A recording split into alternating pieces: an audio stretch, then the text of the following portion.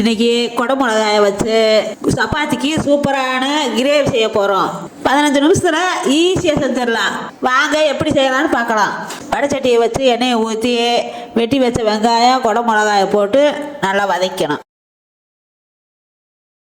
பச்சை வாசனை போகிற வரைக்கும் நல்லா வதக்கணும். நல்லா வதக்கிருச்சு, தனியாக எடுத்து வச்சுக்கலாம். இதை கடைசியில் தான் போட போகிறோம், தனியாக எடுத்து வச்சுக்கலாம். அந்த எண்ணெயிலே வெங்காயம் பூண்டு இஞ்சி தக்காளியை போட்டு நல்லா வதக்கணும். நல்லா வதங்கிருச்சு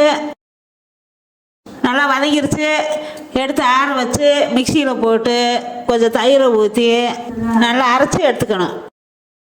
இந்த அளவுக்கு அரைச்சி எடுத்துக்கணும். அதே வடைச்சட்டியில் எண்ணெயை ஊற்றி சீரகம் வெங்காயத்தை போட்டு பொன்னிறமாக வதக்கணும். வெங்காயம் நல்லா வதங்கிருச்சு, மிளகாத்தூள் மல்லித்தூள் மஞ்சத்தூள் போட்டு நல்லா வதக்கணும். அந்த இடையிலேயே நல்லா மசாலாவை வதக்கணும். மசாலா நல்லா வதக்கிருச்சு, அரைச்சி வச்ச மசாலா தூக்கி ஊற்றிக்கணும்.